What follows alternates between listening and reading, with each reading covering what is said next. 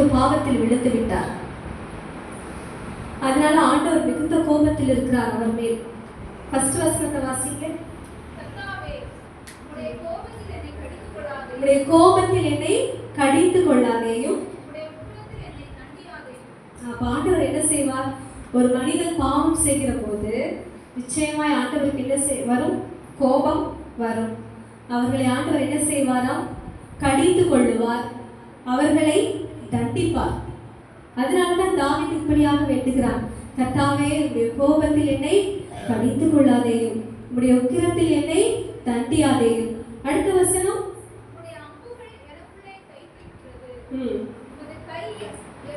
உமது கை என்னை இருத்துகிறது. ஆண்டவர் எப்படிப்பட்டவர்? நம்முடைய ஆண்டவர் எப்படிப்பட்டவர்? பிள்ளைகள் கவனிக்கிறீங்களா? நம்முடைய ஆண்டவர் எப்படிப்பட்டவர்? பரிசுத்தர். அவர் என்ன சொல்லியிருக்கிறார்? நான் பரிசுத்தர், ஆகையால் நீங்களும் உங்கள் நடக்கைகள் எல்லாவற்றிலேயும் பரிசுத்தராய் இருங்கள் என்று சொல்லியிருக்கிறார். இங்க பிள்ளைகளா இருக்கீங்களா? பிள்ளைகள் எல்லாம் கை தூக்குங்க பார்க்கலாம். பிள்ளைகள் கை தூக்குங்க. ஆண்டவர் என்ன சொல்லியிருக்கிறார் நம்ம கிட்ட? பிள்ளைகள் எப்படி இருக்கணும்? பரிசுத்தமா இருக்கணும். வாலிபர்கள் எப்படி இருக்கணும்? பரிசுத்தமா இருக்கணும். இங்க இருக்கிற ஒவ்வொரு சகோதரர்களும் சகோதரிகளும் பரிசுத்தமாய் வாழ வேண்டும் என்றுதான் கர்த்தர் விரும்புகிறார். அப்படி நம்ம ஒருவேளை பாவம் செய்கிறவர்களா இருந்தோம் அப்படின்னா உடனே அதை அறிக்கை செய்து விட்டு விடணும். அதற்கு தான் பரிசுத்த ஆவியானவரை தேவன் நமக்கு கொடுத்திருக்கிறார். பரிசுத்த ஆவியானவர் நமக்குள் வாசம் பண்ணுகிற போது நாம் மனிதர்கள் தான் சில நேரத்தில் நாம் என்ன செய்து விடுவோம்? ஒவ்வொரு நாளுமே பாவங்கள் செய்து விடுவோம், தவறு செய்து விடுவோம். அந்த நேரத்தில் பரிசுத்த ஆவியானவர் நமக்குள் இருந்து நம்மை சுத்திகரித்துக் கொண்டே இருப்பார். நம்ம எல்லாரும் பஸ்ல டிராவல் பண்ணியிருப்போம், கார்ல போயிருப்போம். திடீர்னு மழை பெஞ்சதுன்னா அதுல ஒரு வைப்பர் இருக்கும், பார்த்துருக்கீங்களா? அது என்ன பண்ணும்? கிளாஸ்ல இருக்கும்ல, மழை பெஞ்ச உடனே அது என்ன செய்ய ஆரம்பிக்கும்? அதை ஆன் பண்ணி விட்ட உடனே துடைக்க ஆரம்பிக்கும். அப்படி ஒருவேளை துடைக்கலன்னு வச்சுக்கோங்களேன், அது கிளீன் பண்ணல, மழை தண்ணி விழுந்துட்டே இருக்கு அப்படின்னா என்ன நடக்கும்? ஆக்சிடென்ட் ஆக வாய்ப்பு இருக்கு. அதான் வேதத்துல ஒரு வசனம் சொல்லியிருக்கு, பாவம் கர்ப்பம் தரித்து என்ன செய்யுமா? மரணத்தை பிறப்பிக்கும். நம்ம பாவத்தை அப்படியே அசால்ட்டா அப்படியே விட்டுட்டோம் அப்படின்னா அந்த நம்ம சின்னதாய் முதல்ல செய்கிற பாவம் அப்படியே பெரிதாகி பெரிதாகி பெரிதாகி ஒரு நாள் அது நம்ம வாழ்க்கையில மரணத்தை பிறப்பித்து விடும். ஆண்டவருடைய வருகையினால் அதை சந்திக்க முடியாமல் ஆகிவிடும். பரிசுத்தம் இல்லாமல் தேவனை தரிசிக்க முடியாது. பாவம் எவ்வளவு கொடுமை உள்ளது, அதை தான் இந்த தாவீது இந்த வார்த்தைகளில் சொல்லி இந்த சங்கீதத்தில் சொல்லியிருக்கிறார். 5ஆம் வசனம் வாசிக்க. என் மதிக்கேட்டு நிமித்தம் என் புண்கள் அழுகி நாற்றம் எடுத்தது. எவ்வளவு கஷ்டப்பட்டிருக்கார். அடுத்தது 6ஆம் வசனம், நாள் முழுவதும் துக்கப்பட்டு திருகிறேன். அப்போ ஒரு பாவத்தை செய்கிற போது அவருக்கு என்ன வருகிறது? துக்கம் வருகிறது. ஒரு சந்தோஷத்தையே நாம காண முடியாது, துக்கம் வருகிறது. 7ஆம் வசனம், மாம்சத்தில் ஆரோக்கியம் இல்லை.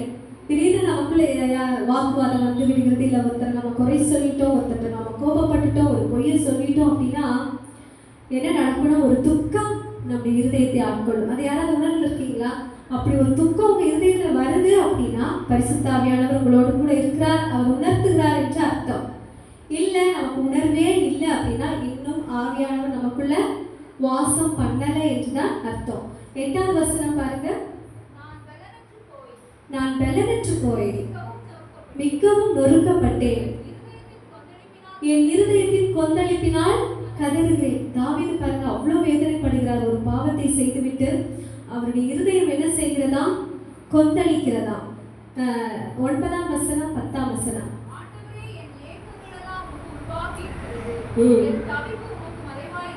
தவித்துக் கொண்டே இருக்கிறார்.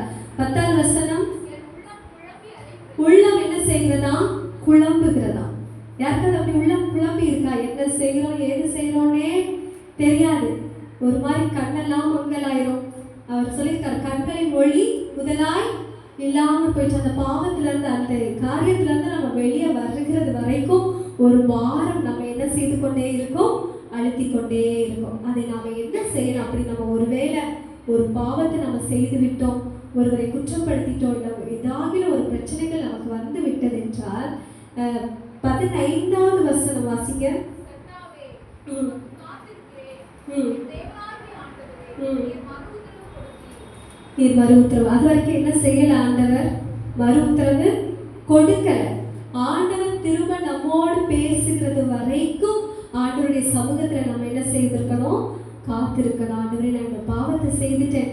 ஏன்னா பாவங்களும் அக்கிரமங்களும் நம்மையும் தேவனையும் என்ன செய்து விடுகிறது? பிரித்து விடுகிறது. திரும்ப நம்ம தேவனோடு உறவாட முடியாதபடி அது தடை செய்கிறது. ஆனால் தேவனிடத்தில் மீண்டுமாய் அந்த மறு உத்தரவு பெறுகிறது வரைக்கும் நாம் கர்த்தருடைய சமூகத்தில் என்ன செய்யணும்? காத்திருக்கணும், அழணும், கண்ணீர் வடிக்கணும். திரும்பவும் அந்த பழைய அனுபவங்களை நாம் பெற்றுக்கொள்ளணும். 18வது வசனம். இதுல பாருங்க, என் அக்கிரமத்தை நான் அறிக்கையிட்டு, நம்முடைய வாயினால் அறிக்கை செய்யணும். நிச்சயமா ஒரு பாவத்தை செய்துவிட்டு அதை நம்ம உணர்வற்றவர்களை அப்படியே விட்டு விட்டு போயிட்டோம்னு வச்சுக்கோங்களேன், அந்த பாவம் தான். ஒரு நாள் ஒரு பொய்யை சொன்னோம்னு வச்சுக்கோங்க, அதை அப்படியே நம்ம உணர்வற்றவர்களாய் விட்டு விட்டோம். ஆண்டவரிடத்துல நம்ம மன்னிப்பு கேட்கல, மறு உத்தரவை பெற்றுக்கொள்ளல அப்படின்னா, ஒரு நாள் ஒரு பொய் சொன்னது அடுத்த நாள் எத்தனை 2 பொய் சொல்லுவோம், 3 பொய் சொல்லுவோம், உணர்வே இருக்காது. அந்த பாவம் நம்ம கிட்ட என்ன ஆகிட்டே இருக்கும்? பெருகிக்கொண்டே இருக்கும். ஆனா ஒரு முறை நம்ம தவறு செய்கிற போதே கர்த்தருடைய சமூகத்தை நம்ம அறிக்கை செய்து விட்டு விட்டால் மீண்டுமாய் நாம் என்ன செய்யலாம்? தேவனோடு நெருங்க முடியும். அதான் 18ஆம் வசனத்துல அவர் அழகாய் சொல்லுகிறார் பாருங்க. எல்லாரும் சேர்ந்து அந்த வசனத்தை வாசிப்போமா? எல்லாரும், பிள்ளைகள் எல்லாரும் எடுங்க. 18ஆம் வசனம். என் அக்கிரமத்தை எல்லாரும் சத்தமா வாசிங்க.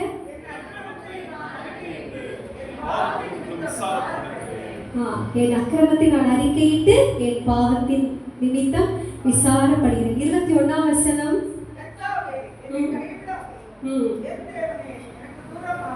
பாவம் செய்வது ஆண்டவர் எப்படி தூரமாக்கி விடுவார்?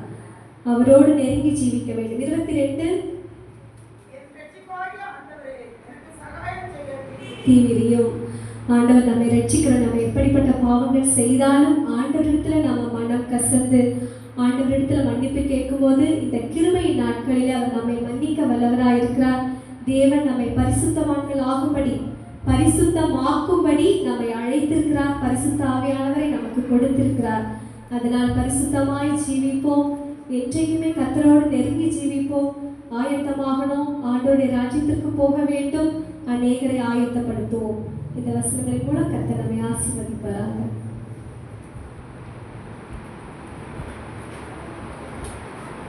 சமூகத்திலே சாட்சி கொடுக்கிறவர்கள் சாட்சி கொடுக்கலாம்.